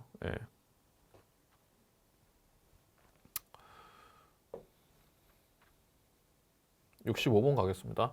동시이행 관계. 동시이행 관계도 이것도 우리 쉽게 풀어야 돼요. 그쵸? 이전 등기와 잔대금 당연히 동시이행. 기억 오케이. 그 다음에 임차보증금 반환과 임차물 반환 이것도 당연히 그쵸? 주고받고 현실에서 우리 부동산 매매 계약 그 다음에 부동산 임대차 계약 이거에 대해서 동시이행 모르면은 이거 공인중개사 하면 안 됩니다. 그쵸? 그 정도 현실에 경험이 없을 수도 있지만 최소한 매매 계약에서 또는 부동산 매매 계약, 임대차 계약에서 서로 줄 거, 받을 거 중요하다는 거고 여기서 소유권 이전 등기 의무, 이 의무는 어떻게 이행을 해요? 실제 등기를 해주는 걸로 이행하는 게 아니라 뭘로 줘요? 등기 신청에 필요한 서류를 교부하는 거 이렇게 이행을 하죠. 그렇죠? 등기 신청에 필요한 서류를 교부하는 걸로 이행합니다. 그것까지 여러분들 같이 알아주시면 좋겠어요. 4번입니다. 디귿 매도인의 토지거래 허가 신청 절차에 협력할 의무. 이거는 아직 뭐예요? 아직 매매 계약을 통해서 발생한 게 아니죠. 대금은 매매 계약상 의무죠. 그렇죠? 협력 의무가 이행되고 난 다음에 비로소 매매 대금 지급 의무가 발생하죠. 그렇죠? 협력 의무만 있는 상태에서는 대금 지급 의무는 의무도 아니에요. 아직은. 예. 그래서 이건 동시행일 수가 없습니다. 65번 쉽게 넘겼어야 되고, 자 66번 제3자를 위한 계약. 이것도 조문에서 간단하게 내온 문제입니다. 제3자의 권리는 수익의 의사표시를 한때 하는 거지 소급하지 않아요. 그렇죠? 수익의 의사표시를 한때 그때 권리가 발생합니다. 그렇죠? 네. 성립시에 소급한다 그러면 즉 수익의 의사표시를 하기 전에는 받을 수가 없는 거죠. 근데 소급한다 그러면 뭐예요? 이때부터 뭐예요? 뭐 소멸시효 진행되고. 그렇죠? 네. 수익의 의사표시를 하면은 권리가 발생한다? 그러면은 그럼 그때부터 뭐 이행 지체 책임 발생해요? 채무 불이행 책임 발생해요? 그런 거 아니잖아요. 그렇죠? 그래서 틀린 것은 1번입니다. 소급이 안 되죠. 제3자는 채무자의 채무 불이행을 이유로 해제할 수 없다. 왜요? 해제는 당사자 간에 하는 거죠. 그렇죠? 요약자와 낙약자. 즉 원래 당사자들끼리 하는 거고, 수익의 의사표시를 한 제3자는 채무자에게 채무 이행을 직접 청구할 수 있는, 그래서 1번, 3번은 같은 말이고요. 상당한 기간을 정하여 이익의 향수 여부를 제3자에게, 즉 채무자가 제3자한테 얘기를 했어요. 얘기할 수 있는데 여기에 대해서 제3자가 침묵을 하면 뭐예요? 안 받겠다는 거죠. 그렇죠? 채무자의 인수인 계약으로 체결되는 병존적 채무 인수도 제3자를 위한 계약으로 볼 수 있다. 이것도 제가 이렇게 총해서 그냥 딱 써놓고 병존적 채무인수와 면책적 채무인수를 구별해서 보고 병존적 채무인수는 제3자를 위한 계약으로 암기하시라라고 말씀드렸던 기억이 아주 명확하게 나는 그런 문제입니다. 그래서 65번, 66번 보면서 계약법 앞쪽에서 나오는 것들은 아주 간단하게 편안하게 풀 수 있는 문제들로 쭉 진행이 됩니다. 그냥 분위기 타가지고 쑥 밀고 나갈 수 있어요. 어디까지 물고 나갈 수 있냐면 한 75번 정도까지 물고 나갈 수 있어요. 74번 정도까지. 자, 67번 합의해제입니다. 합의해제는 뭐예요? 채무불이행이 전제되지 않은 거죠. 그냥 자기들끼리 싫으니까 그만두자라는 새로운 합의, 새로운 계약을 하는 겁니다. 그래서 반환 범위에 대해서는 약정에 따르는 거지 굳이 이자 규정이 들어가지 않고요. 그래서 합의해제는 대부분 일반적인 해제권에 대한 규정이 적용되지 않는데 뭐가 적용이 돼요? 제3자 권리를 해야지 못한다라고 하는 이 규정은 합의 해제에 있어서도 동일하게 적용된다라는 거고, 나머지는 뭐예요? 합의 내용에 따른다라는 거죠. 그렇죠? 그래서 이행 제공을 했든 안 했든, 즉 해제권이라는 것이 발생을 했든 안 했든 상관없이 합의가 벌어지면 되는 거고요. 이게 뭐예요? 사적 자치의 원칙의 그 발현이에요. 네. 5번 잔금기일 경과 후에 해제를 주장하면서 수령한 대금을 공탁했어요. 매수인이 이의 없이 수령했어요. 왜 수령해요? 업기로 마음을 먹었으니까 수령을 했겠죠. 그죠? 그러면 합의해지는 것으로 본다. 요 판례도 여러분들 제가 딱 보여주면서 이 정도까지는 여러분이 해석상 해석할 수 있어야 된다 말씀드렸고, 4번에 나오는 합의 해제된 경우 다른 하정이 없는 한 채무불이행으로 인한 손해배상은 청구할 수 없어요. 이자가 됐든 채무불이행 손해배상이든 청구하는 거 아니죠. 그렇죠? 합의 해제를 통해서 반환 범위를 합의를 하면 되는 거죠. 거기에 대해서는. 다른 사정이 없는 한, 다른 약정이 없는 한, 이 부분이 굉장히 중요합니다. 즉 정하기 나름이다라고 하는 게 합의 해제의 본질이라는 거고, 여러분 해제에 대해서 해제권과 약정 해제, 그다음에 합의 해제를 구별하는 그 내용에 대해서 다 기본 요건으로 기본적으로 여러분들이 보시라고 아마 우리 교재에 아주 깔끔하게 정리가 되어 있을 거예요. 자, 68번 문제 청약에 관한 설명으로 보겠습니다. 청약, 계약은 청약과 승낙이 있는데 이것도 간단하게 풀 수 있어요. 자, 불특정 다수인에 대한 청약도 가능합니다. 효력 있죠. 불특정 다수인에 대해서 청약을 할 수 있고요. 불특정 다수인에게 청약을 했으면 그 중에 누군가 승낙을 하기만 하면 체결이 되는 게 얼마든지 가능하잖아요. 상대방에게 도달을 해버리면 더 이상 철회할 수 없죠. 왜요? 의사표시는 효력이 발생한 다음에는 철회하는 게 아니에요. 효력 발생 전에 해야 돼요. 동일한 내용의 청약이 상호 교체된 경우에는 양청약이 발송된 때가 아니라 도달. 조문 문제입니다.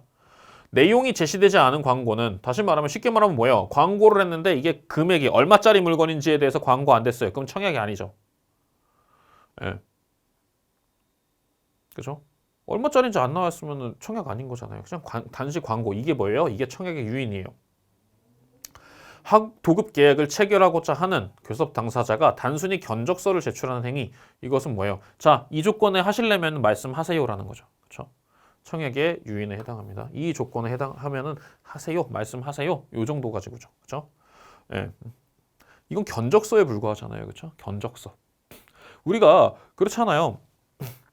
만약에 그 집 인테리어 공사나 이런 거 할 때 이제 견적 문의를 한단 말이에요. 도배를 하다 뭐 이런 거 할 때도 견적을 문의한단 말이에요. 얼마예요? 물어본단 말이에요. 그럼 얼마입니다. 얼마입니다에 대해서 대답만 해주는 거지. 그렇게 했으니까 예, 내가 거기에 대해서 바로 승낙을 하거나 말거나 할 건 아니잖아요. 그렇죠?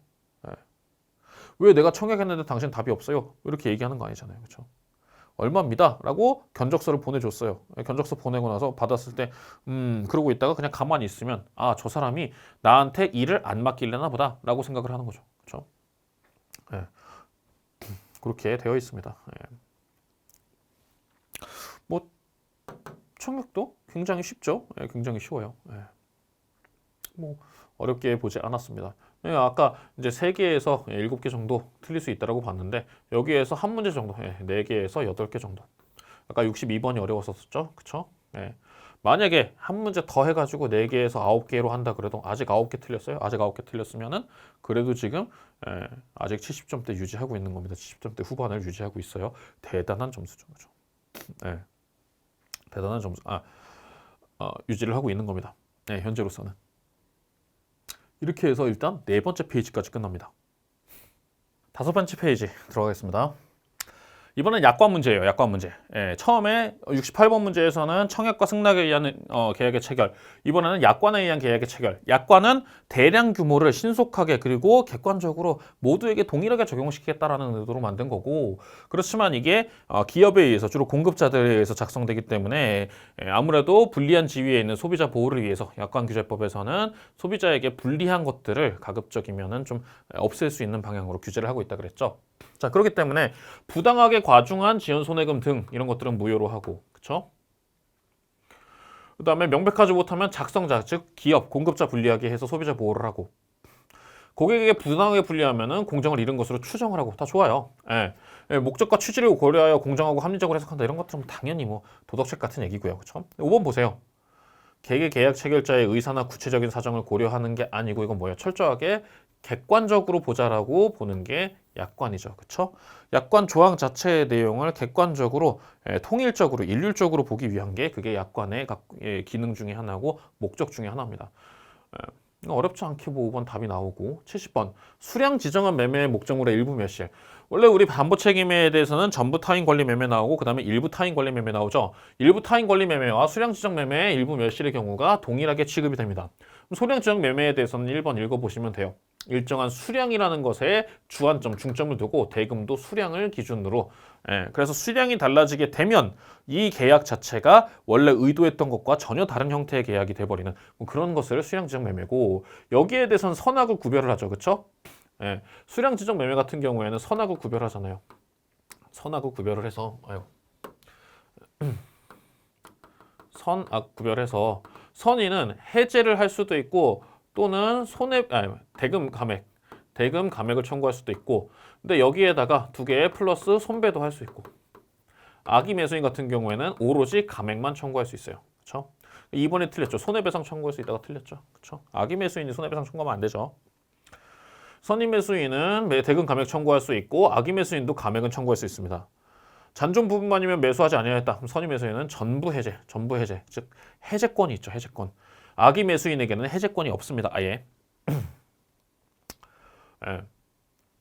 일부 멸실 사실을 알았으면 그죠? 해제하면 안 되죠. 그죠?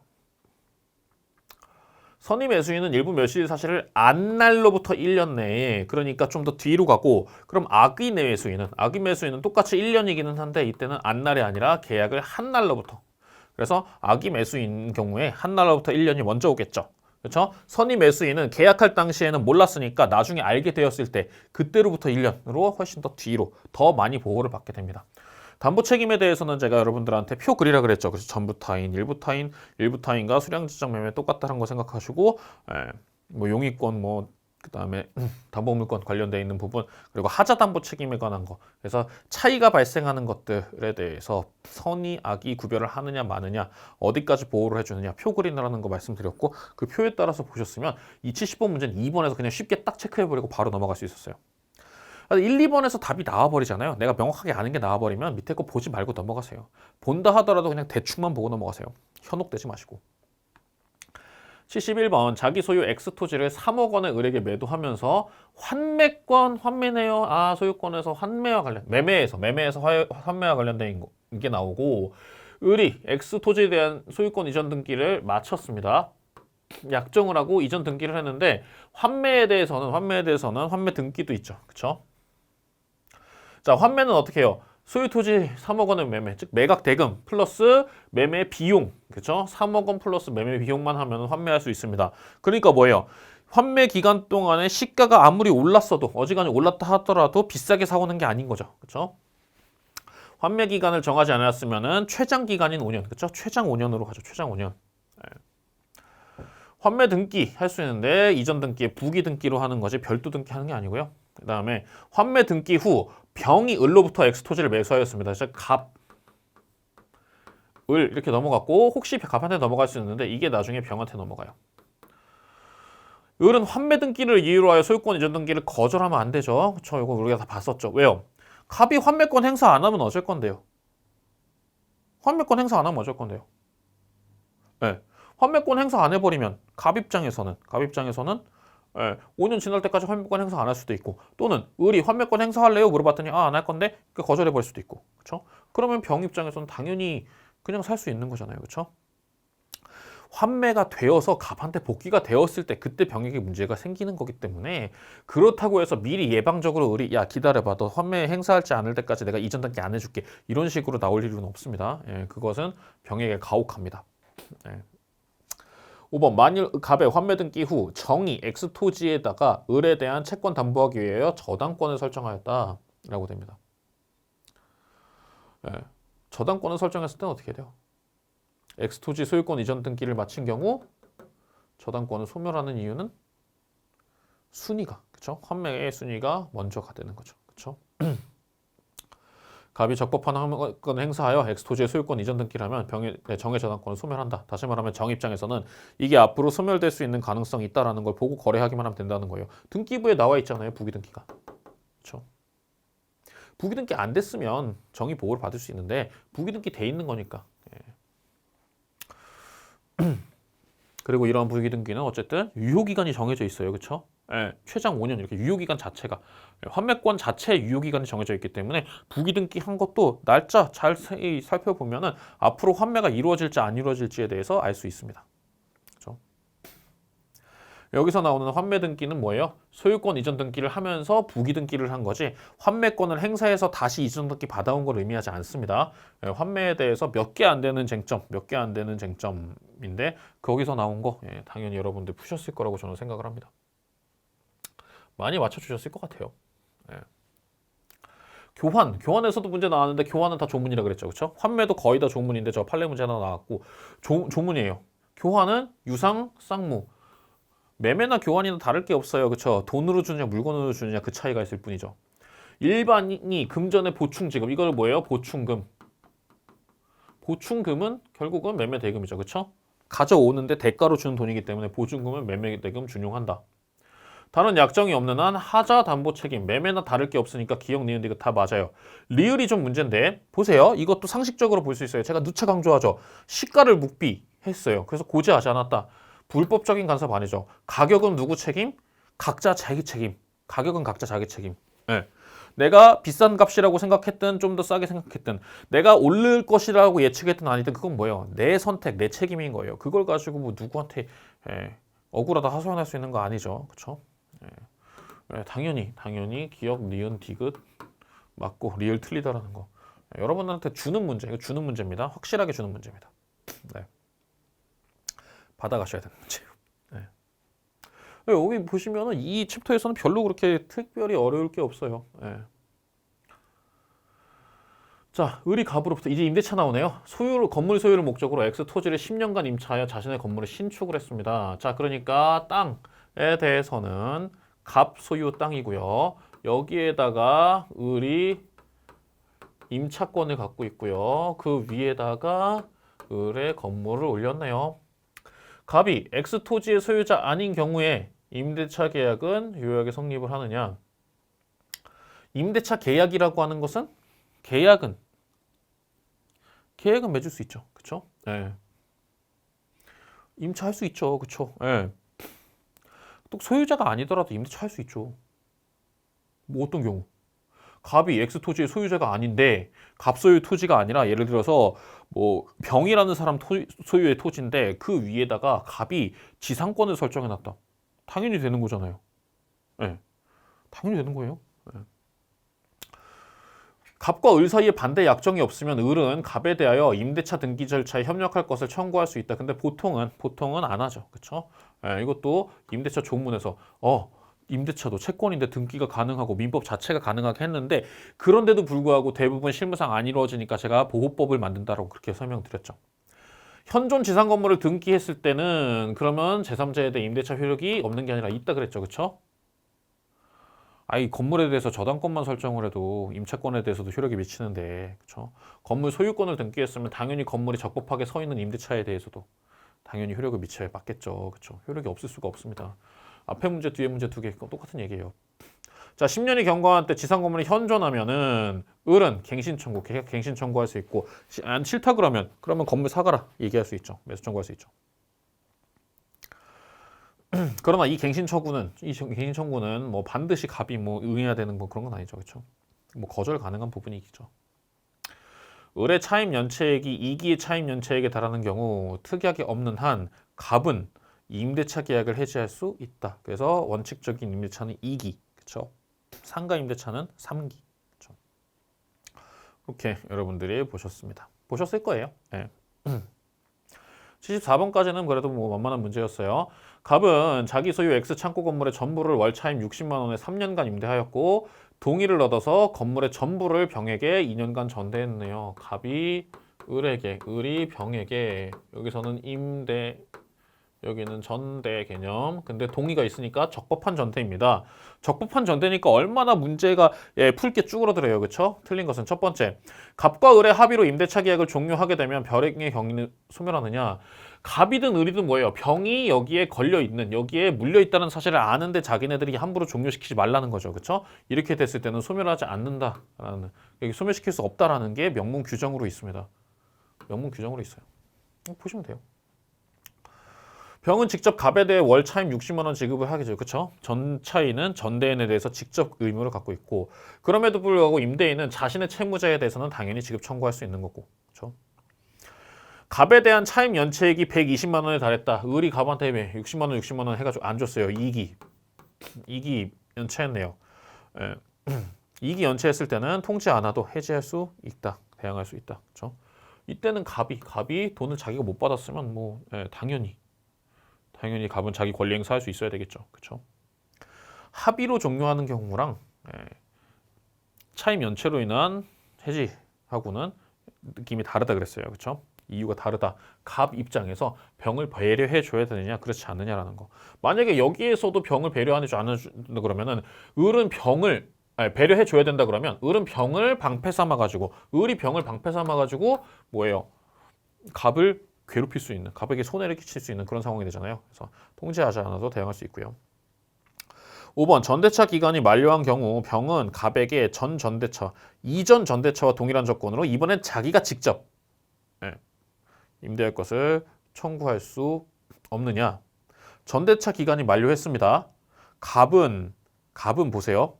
병은 갑에게 나한테 임대하세요라고 청구할 수 있느냐 문제인데 생각해 보세요. 갑과 을 사이에 3년, 을과 병 사이에 2년 이렇게 돼 있죠. 그렇죠? 그러면 2년이 종료됐어요. 그럼 갑과 을 사이는 1년이 남아 있어요. 1년 남아 있는데 야 나한테 임대해 줘라고 하면 을은 어떻게 하라는 얘기예요? 내쫓으라는 얘기예요? 그럼 안 되잖아요. 그렇죠? 그럼 안 되잖아요. 을에겐 기한의 이익이 있단 말이에요. 그러니까 이렇게 되고 싶으면 어떻게 해요? 을의 종료 시점과 병의 종료 시점이 맞게 되었을 때, 맞아떨어지게 됐을 때, 다시 말하면 을을 강제로 위법하게 쫓아내지 않아도 됐을 때 이때 청구할 수 있게 되는 거고. 그렇죠? 지금 3년, 2년 해가지고 을에게 1년이 남아 있는 이상 병이 을 쫓아내고 나랑 직접 임대차 합시다 라고는 못한다는 얘기예요. 네. 그래서 5번도 네, 없다가 맞는 지문입니다. 네. 임대차에서 그리고 전대차에서 요건 그 다음에 뭐예요? 조문의 내용 잘 이해하고 공부했으면 어렵지 않게 풀 수 있는 문제였겠죠? 자, 이제 문제 몇 개 안 남았어요. 6문제 남았습니다. 마지막으로 이동을 해볼까요? 마지막 페이지입니다. 6문제. 이제 그 주택임대차보호법 등 문제, 상가임대차 하나, 그다음에 가등기담보, 그다음에 뭐 이거 그 명의신탁, 그다음에 뭐 집합건물 이렇게 특별법 나오는데 특별법에서 좀 어렵게 나왔어요. 특별법에서 어렵게 나와가지고 여기서 조금 많이 틀렸을 것 같아요. 앞에까지 해가지고 우리가 뭐 한 9개 정도 예, 로스가 있어도 괜찮다라고 봤었는데 여기에서 한 3개 정도 틀릴 수 있습니다. 이게 좀 어려운 문제들이라 가지고 그리고 제가 특별법 규정을 그렇게까지 깊이까지 보지 말라라는 예, 취지에서 많이 말씀을 드리니까 아는 범위 내에서 풀자 그런 거잖아요. 그렇죠? 그걸 넘어가는 문제 수는 많지 않기 때문에 버려도 된다라는 거죠. 그러니까 합치면 아까 9개에서 10개, 지금까지 하면은 그래봐야 13개예요. 13개 틀리면 13개 틀리면 기분은 나빠요. 그렇죠? 13개 틀리면 기분은 나빠요. 그렇지만 어쨌든 13개 틀린 거에 해당하는 점수는 상당히 높습니다. 27개나 맞았잖아요. 그렇죠? 27개나 맞았잖아요. 67.5점이에요. 학계론도 60점 넘게 맞고 여기도 맞고 그렇게 하면은 해결될 수 있습니다. 자, 주택임대차보호법 2개 나왔는데 그중에 75번이 좀 더 어렵게 나왔었어요. 대항력 부분입니다. 대항력 부분. 그 다음에 일시 사용도 아니고 임차권 등기가 이루어지지 않은 경우를 전제한다. 다시 말하면 주택임대차보호법이 적용되는 상황만 전제해라라는 거예요. 자, 타인의 점유를 매개로 해서 임차주택을 간접점유도 대항요건인 점유로 봤었죠. 좋아요. 별도로 전세권 설정 등기를 마친 후 주택임대차보호법의 대항요건을 상실했다. 이건 뭐예요? 별도예요. 그렇죠? 이거는 등기의 효력이고 이거는 법률상의 효건이기 때문에 법률에 따른 그 효과는 법률에 따라서 등기, 이 민법에 따른 건 민법에 따라서 가게 됩니다. 그래서 주임법 대항요건은 상실하고 그럼에도 불구하고 등기가 남아있다 그러면 등기로서 충분히 보호받을 수 있고요. 세 번째 특이한 건데 주민등록 마치고 거주하던 자기 주택을 매도하면서 매도와 동시에 다시 임차했어요. 예, 그러면 어떻게 되느냐? 지금 갑한테서 을한테로 소유권이 넘어가고 대신에 이 사람이 임대인, 소유권이 넘어가고 임대인, 임차인 관계를 맺어야 되는데 지금 아직 을이 소유권 이전 등기 안 했을 때는 을은 뭐예요? 소유자예요? 아니에요? 아니죠. 그렇죠? 현재 소유자는 갑이에요. 현재 소유자는 갑이기 때문에 여기에 대해서는 누구를 상대로 대항력을 갖고 뭐 하고 할 게 없어요. 그렇죠? 네. 을은요 자기가 등기를 안 경료를 했으면 다른 사람한테 팔아 넘겨봐야 그래봐야 채권이에요. 네. 갑 입장에서는 다 무시할 수 있단 말이에요. 그죠? 예, 그래서 주민등록 마치고 거주하다가 매도하고 다시 임차하기로 약정했다. 그랬을 때는 소유권이 이쪽으로 넘어가고 이 사람은 소유권이 아닌 대항력을 취득한 임차인으로서만 지위를 가진다라고 했을 때 그때 나오는 거고요. 지금 현재 등기부 띄워보면은 계속해서 갑소유로 되어 있기 때문에 여기서는 대항력을 인정할 여지가 없습니다. 예. 그런 거에 발생을 하질 않아요. 발생하지 않아요. 4번 임차인이 주택의 인도와 주민등록을 마친 때에는 그 다음날 오전 0시부터 몇 시에 했든지 간에 오전 9시에 했든 10시에 했든 뭐 저녁 5시 30분에 오후 5시 30분에 했든 그때부터 쭉 올라가서 자정이 돼서 그래서 예를 들어서 10월 31일에 인도 주민등록을 했다. 그러면은 그때부터 23시 59분 59초 넘어간 다음에 11월 1일 00시 00분 00초에 대항력이 생기죠. 그렇죠? 등기기의 효력은 당일부터 발생하는데 이 보호법상의 대항력은 이길 다음날 0시 땡 될 때부터 하게 됩니다. 그 다음에 가족과 함께 점유하는 것도 가족에게 인도 주민등록돼 있어도 대항력이 유지가 된다 그랬죠. 대항력 상실하지 않는다. 유지된다. 그렇게 해서 봅니다. 좀 어려운 판례기는 한데 이해를 해보려고 노력을 하면 풀 수 있겠지만 그렇게 많이 시간이 남아있지 않았을 거예요 아마. 그래서 이것도 여러분들 틀렸다 하더라도 그냥 넘기게 되는 거고요. 내년 시험 준비하시는 분들 같은 경우에는 이 지문들도 같이 알고 있는 범위 내에서 다시 말하면 핵기총에 이게 추가가 되겠죠. 추가가 되니까 알고 여러 번 회독을 돌린 상태에서 그렇게 해서 시험 문제를 풀어주시면 되겠습니다. 자, 76번 임차인의 계약갱신 요구권에 대한 문제인데 임대차 보호법에서 주택입니다. 주택과 상가는 달라요. 주택과 상가는 다른데 일단 주택만 보겠습니다. 주택 6개월 전부터 2개월 전까지 기간에 행사해야 된다. 요거 6개월, 2개월 암기하라고 말씀드렸죠. 6개월, 2개월 암기. 조건이 동일한 경우 여러 번이 아니고 지금 현재 법상을 해서는 1회만. 그래서 2년 플러스 갱신 2년 이렇게 해서 4년 있을 수 있게 되는 거고요. 동의 없이 목적주택을 전대한 경우 임대인은 계약갱신 요구를 거절할 수 있죠. 못한다가 아니라 할 수 있죠. 그래서 기억만 맞고 니은 디귿이 틀립니다. 이거 좋아요. 좋은데 자 보세요. 이 77번에서 우리를 괴롭히는 문제가 등장을 하게 됩니다. 그래서 77번 같은 경우에는 이것도 틀려도 제가 뭐라고 안 해요. 서울시 보증금 5억 원, 월 차임 500만 원 임대차 계약을 체결하였다. 서울시 지금 현재 9억이에요. 9억 기준인데 이것만 따지는 게 아니냐? 이것만 따지는 거냐? 그게 아니고요. 5억 더하기 월 곱하기 100을 합니다. 그래서 500만 원 곱하기 100을 하면 5억이에요. 5억 더하기 5억은 10억이 돼요. 이렇게 되면 상가임대차보호법에 적용받지 못하는, 보호받지 못하는 이런 고액의 임차인이 되는 수가 있어요. 그래서 4조의 규정이 적용되지 않습니다. 그래서 기억이 틀려요. 제가 이거 9억 계산하는 거 이것까지는 뭐 그렇다 칠 수 있어요. 저는 강조 안 해요. 저는 강조 안 하는데 여러분 틀려도 된다고 생각하는데 여러분들이 혹시 이제 중개 실무 과목을 통해서 보면은 실무 법령들을 공부를 했잖아요. 그렇죠? 거기에 나오는 걸 통해서 계산을 했을 수 있어요. 근데 그렇다고 해서 4조 규정이 적용되느냐? 4조가 뭔데? 그죠? 예? 확정일자 부여에 대해서 규정한 거 이거 적용되느냐 마느냐 이것까지 암기돼 있으면 좋은데 이거는 상당히 난이도 높은 암기라고 생각을 해요. 예. 이거는 원리를 이해해서 풀어야 되는 문제예요. 물론 원리 이해했으면 풀 수 있어요. 확정일자 부여, 확정일자를 부여하는 거 왜 확정일자를 부여하느냐 뭐 이런 것들을 고민을 해야 되니까 당연히 고민을 해야 되니까 암기는 해야 될 수 있는데 근데 문제는 제가 생각했을 땐 그렇게까지 요구하고 싶지도 않아요. 이 부분 다 요구하고 싶지 않아요. 어려운 문제라서 75번에 이어서 77번도 틀려도 됐어야 되는 문제, 틀려도 별 문제 없는. 그래서 11개 내지 12개의 지금 로스 발생했습니다. 그렇다 치고 11개에서 12개 정도의 문제 이탈 문제가 생겼다 치고 자, 그 상황에서 볼게요. 정답은 디귿이에요. 갑이 2개월분의 차임을 연체하던 중 매매로 건물의 소유자가 병으로 바뀐 경우에는 연체된 차임에 대해서는 누구에게? 종전 임대인인 을에게, 이후의 차임에 대해서는 지금 현재 소유자인 병에게 줘야 되는 거죠.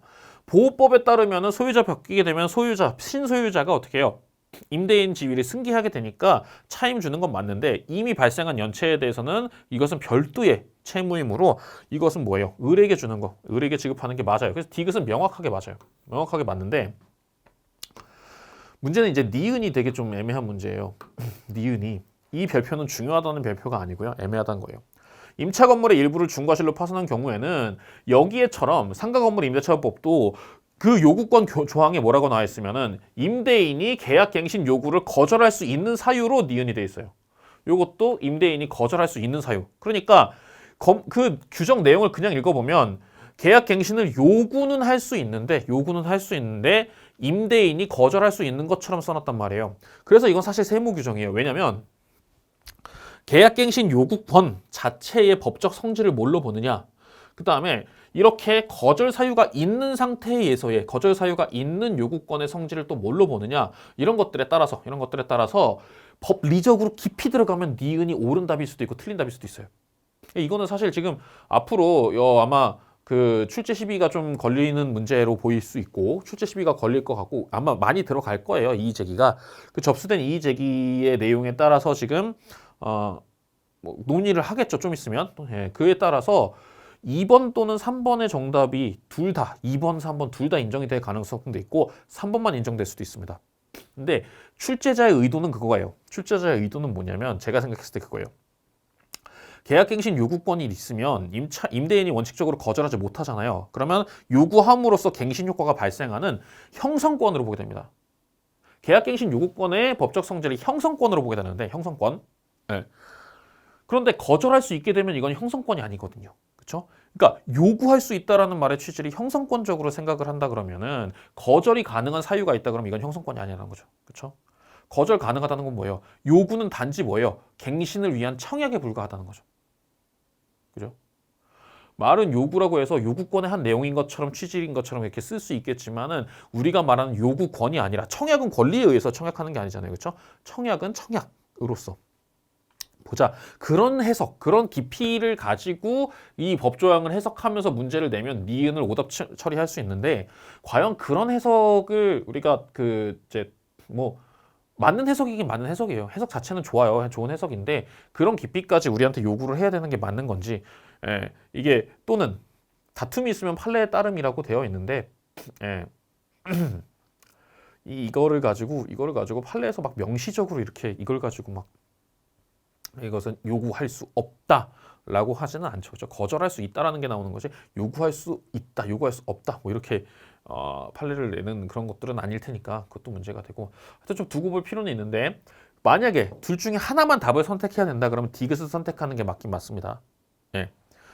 법 이론 깊이 들어가면은 니은이 옳은 지문이 아니라 틀린 지문으로 볼 수 있는 여지도 굉장히 크기 때문이에요. 이론적으로 깊이 들어가면 그 부분을 설명을 드릴게요. 그래서 요건 한번 좀 기다려 보세요. 기다려 보시면은 이 정도 문제에 대해서는 나중에 좀 답이 있을 수 있을 것 같고요. 그래서 계약갱신 요구에 대한 거절이 가능한 경우라고 하면 그것은 우리가 요구권이라고 해가지고 그렇게 보장되어 있는 권리, 형성권적으로 보장되어 있는 권리와 다르기 때문에 이게 틀린 지문이다라고 그렇게 해설해도 뭐 받아들이긴 받아들여야 됩니다. 당연히.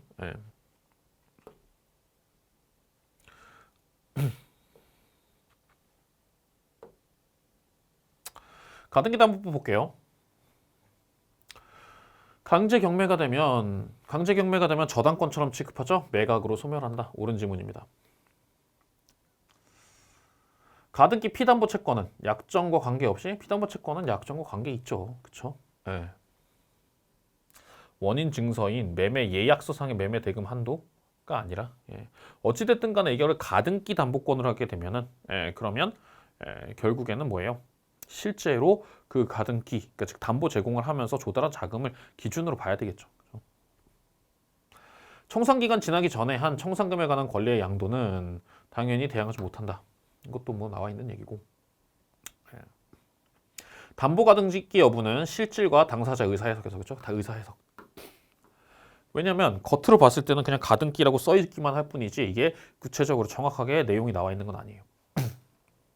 다섯 번째, 예약 당시 시가가 피담보 채무액에 미달할 경우에는 즉, 자 보세요. 갑이 채무자입니다.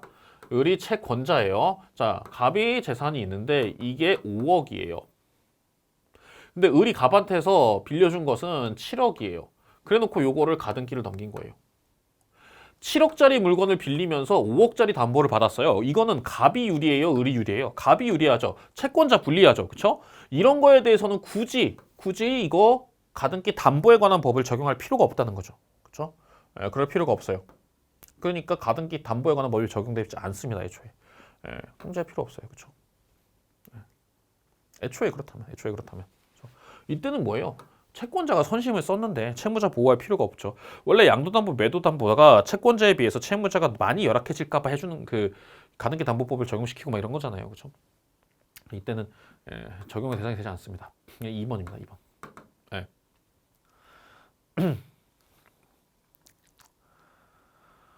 79번. 법령상 재산을 피하여 을 소유의 X부동산을 매수하고자 병과 X부동산 매수에 관한 명의신탁 약정을 했는데 자 매매 계약은 병은 을과 자 그러면 갑과 을이 있는데 갑은 을이 있는데 갑은 뒤에 숨어 있고 갑이 병을 통해서 계약을 했나요? 이것을 뭐예요? 계약 명의신탁이죠. 어쨌든 명의신탁 약정 무효인 거 맞죠? 그렇죠? 그 다음에 을이 있다는 사실을 있다면 그러면 이것은 무효이죠. 그쵸? 을이 몰랐다면 그러면 유효가 되고요. 체결 당시 몰랐다면 유효입니다. 이미 유효하게 넘어간 거기 때문에 나중에 다시 되돌리는 게 아니에요. 알게 되었어도 병이 취득하는 거죠. 그쵸? 병이 소유권 취득한 경우 갑은 병에게 제공한 X부동산의 매수 자금 상당액을 부당이득 반환으로 청구할 수 있다. 부당이득은 매수 자금이라 그랬어요. 그렇죠? 왜요? 소유권을 취득했잖아요. 그렇죠? 병은 법률상 소유권 자체를 정당하게 취득한 거예요. 다만 뭐예요? 자기 돈을 안 들였을 뿐이죠. 그렇죠? 5번 X부동산 소유권을 유효하게 취득한 병이 명의신탁 약정 외에 적법한 원인에 의하여 갑 앞으로 X 부동산에 대한 이전 등기를 마쳤다. 즉 명의신탁 약정과 상관없이 그럼에도 불구하고 병과 갑 사이에 뭐 다른 일이 있어갖고 다른 일에 대한 대가로 예컨대 뭐 그 이외에 다른 채무가 있어요. 병에게 다른 채무가 있는데 대물 변제조로 그냥 갑한테 넘겨버렸어요. 그렇게 했을 때는 소유권 이전 등기 무효가 아니라 유효가 되죠. 그렇죠? 유효가 되죠. 이건 뭐예요? 명의신탁 약정은 무효이긴 하지만 다른 유효한 원인, 다른 유효한 계약 관계 이런 것들이 있으면 당연히 가능한 거죠. 그렇죠? 79번은 쉽게 풀고 넘어갔어야 돼요. 1, 2, 3, 4에서 애매모호했더라도 5번 문제 보시면 이게 무슨 말도 안 되는 소리야? 라고 답이 나왔을 수 있는 얘기입니다. 네. 19번 그렇고 참고로 저는 78번 문제도 이 조문 문제가 많긴 하는데 이거 뭐 몰랐어도 저는 뭐라고는 안 합니다. 몰랐어도 뭐라고 안 하겠습니다.